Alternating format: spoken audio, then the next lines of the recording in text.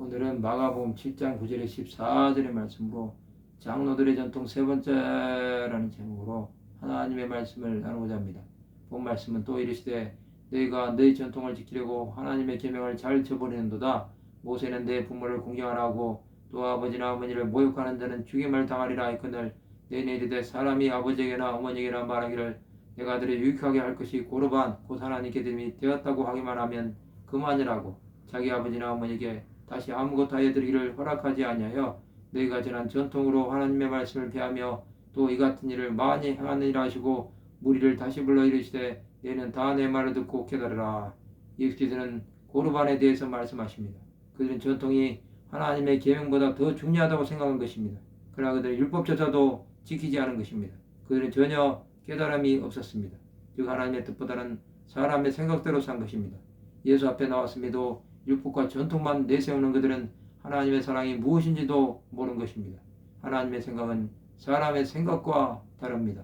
그 높으신 하나님의 사랑이 우리를 인도하시는 것입니다. 사람의 생각은 편협할 수 있습니다. 하나님은 부모를 공경하라고 하셨습니다. 그러나 하나님께 먼저 드려야 하는 것은 반드시 해야 합니다.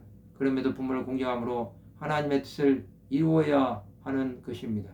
이것은 하나님의 말씀도 마찬가지입니다. 이것을 지키고 받아들이면 사는 것입니다. 그러나 그 말씀을 문자로만 보고 지키지 않으면 멸망해야 된다는 사실도 알아야 합니다. 영적인 것은 영적으로 분별해야 합니다. 그것은 하나님의 뜻을 알아가는 데 필요한 것입니다. 하나님의 말씀을 지키는 사람은 이 땅에서도 잘되고 형통하게 하십니다. 전통을 지키는 자는 그 전통이 자신의 기준이 되어버립니다. 우리는 하나님을 먼저 생각해야 합니다. 그래야만 하나님의 뜻이 무엇인지 알 수 있는 것입니다. 예수께서는 이들의 고정관념을 깨뜨리시기 위해 기준을 제시해 주신 것입니다. 그러나 그럼에도 그들은 바뀌지 않은 것입니다. 그들은 예수께서 전통의 파괴자라고 생각했습니다. 그러나 하나님은 율법의 완성을 위해서 예수 그리스도를 보내신 것입니다. 그것을 알지 못하기에 그들은 결국은 하나님을 대적하는 자들이 되어버린 것입니다.